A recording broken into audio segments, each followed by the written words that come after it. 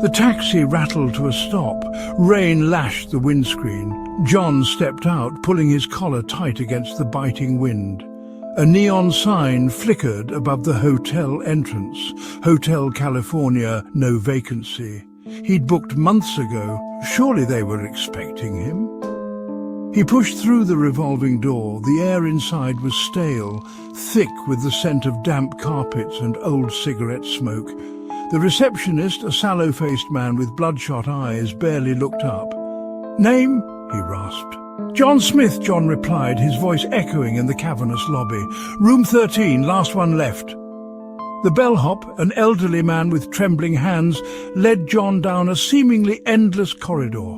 Each step echoed with an unnerving finality. "Anything else I can get you, sir?" The bellhop mumbled, his voice a dry whisper. "No, thank you," John replied, a shiver running down his spine. He was alone. The door creaked open, revealing a dimly lit room. Dust motes danced in the single beam of moonlight piercing the heavy curtains. The air hung heavy, thick with an oppressive silence. John flicked the switch, but the lamp remained stubbornly dark, of course. He threw his bag on the bed. The springs groaned in protest. As his eyes adjusted to the gloom, he noticed the details. The faded wallpaper patterned with grotesque flowers. The tarnished mirror reflecting a distorted image of the room. The faint, cloying scent of lilies. He went to the window, intending to open it, let in some air, some light. But the window was bolted shut. John tugged at the handle, but it wouldn't budge. He peered through the grime-coated glass. Outside, the wind howled like a banshee. He wasn't imagining it. This room had a strange atmosphere. He found a dusty pamphlet on the bedside table, Hotel California, steeped in history. He flipped through the pages. There, in faded black and white, was a photograph of a young couple. The caption read, "The tragic love story of Emily and Edward." Their love was forbidden, ending in a suicide pact in room 13. John felt a chill. Their eyes seemed to follow him. He tossed the pamphlet aside, his unease growing. He tried to ignore the feeling, but it wouldn't go away.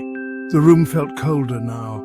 He decided to get some air. As he reached for the door handle, he heard it, a soft whisper, barely audible. "Don't go!" He spun around, heart pounding. The room was empty, but he could have sworn he felt a presence cold and ethereal. He couldn't shake the feeling of being watched. Every creak of the floorboards, every sigh of the wind sent shivers down his spine. He tried to read, to distract himself, but the words swam before his eyes. Something was wrong. He saw her reflection in the tarnished mirror. A fleeting glimpse of a woman in a white gown, her face pale, her eyes filled with a terrible sadness. Then she was gone. He whipped around, his heart hammering in his chest. He saw him then, a shadowy figure in the corner, the man from the photograph, his face contorted in an expression of anguish. John stumbled back, fear gripping him like a vice. The whisper started again, louder this time, swirling around him. "Join us, join us!" He had to get out, had to escape. But the door wouldn't open. It was as if an unseen force held it shut. He rattled the handle, panic rising in his throat. The room grew colder, the air thick with despair. He was trapped.